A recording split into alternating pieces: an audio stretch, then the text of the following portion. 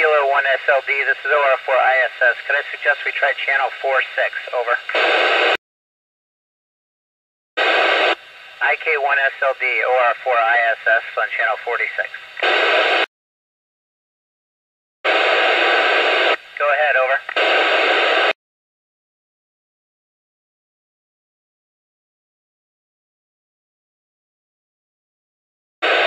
No, I was not a ham operator until I started training for this mission. I had a radio permit for other types of radios, but not for ham radios. But we had to study and take the test and become ham operators just like other ham operators do. Over.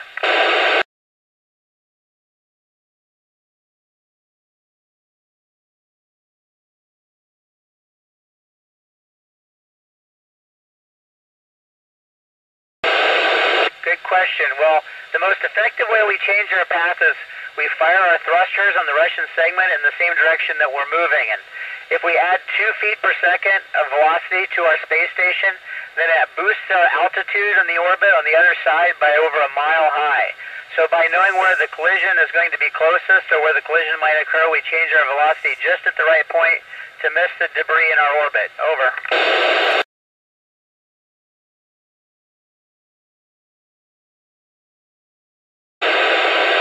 Isaac, we can go anywhere in the space station that we want to at any time. No clearance required anywhere. It's international, and it's really nice. Of course, we would need special permission to go outside the space station. Over.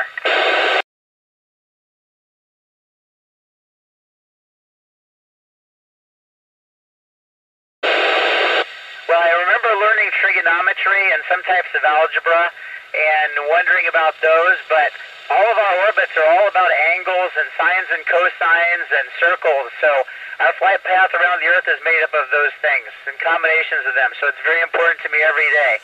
Also, calculus is essential to spaceflight. We couldn't fly in space without it. And I don't use it, but Mission Control uses it every single day for us. Over.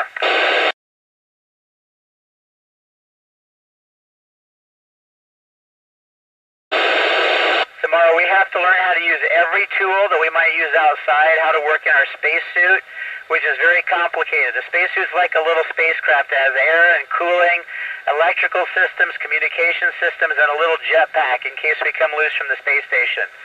Also, we practice spacewalking underneath the water so that we can float in any orientation, just like we're in space. Over.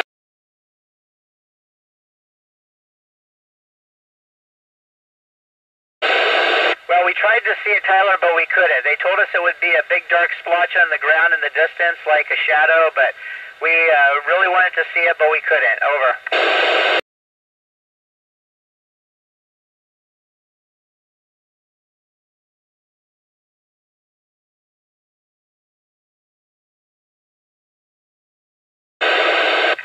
Well, I haven't actually seen any aircraft, but you can see their contrails that they leave behind. It's valuable to us somewhat because you can tell when you're over continents and major cities. If you see a lot of them below you, you know you're somewhere near civilization. Over.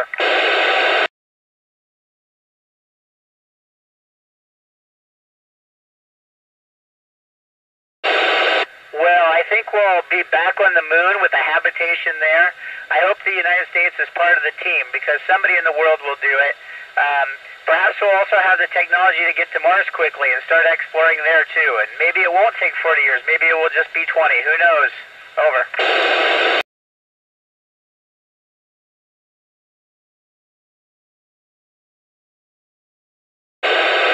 Well, sometimes it does, but we all study languages and be capable of speaking with each other. We have to be very careful. Usually when I talk to my cosmonaut crewmates, and then when they speak to me, they use English, and that works out pretty good. Over.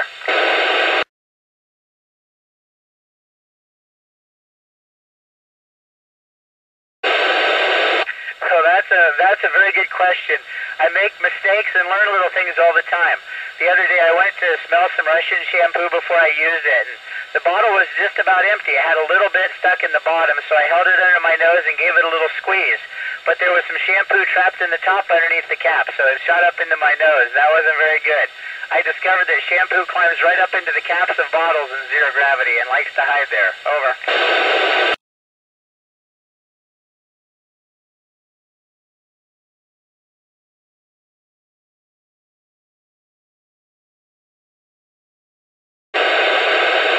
We have a lot of training before we come up here, Mary Grace. First we give it first aid. We can give CPR if we need it. We have a defibrillator on board to use if it's required. And then we have doctors on the ground to help us with anything we might need to do that's special. If it's really serious, we have a Soyuz spacecraft. We could just jump in it, fly it home. It's kind of like our lifeboat. Over.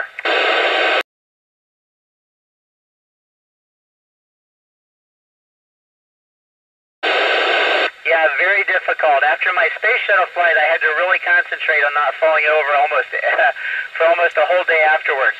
But we have specialists on the ground to help us with our rehabilitation after we land. Over.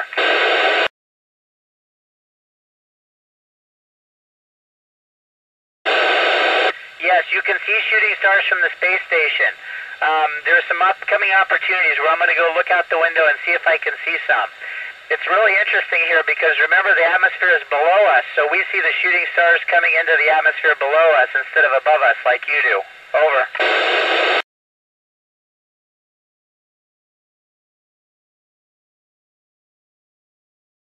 They help a lot, but not completely, because the hard part is doing everyday tasks without the ground to provide your support, something to stand on and push against.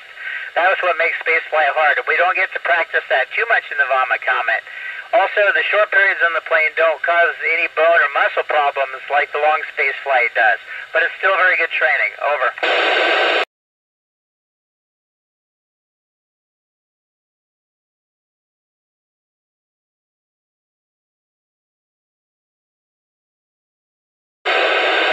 Well, I think I'm kind of living a great one right now, 5 months in weightlessness in outer space. But if I could pick my very favorite thing to do, I would think I would like to go to the moon, land near a habitation module and a moon lander, spend a few weeks there, and then come back home again to Earth. I think it would really be fun being in lunar gravity and making that trip to and from the moon. Over. Thank you very much. It was great talking to you today in California, and thanks Italy for passing us through. And it's great to have you all on board the space station with me. You have a great day. Over.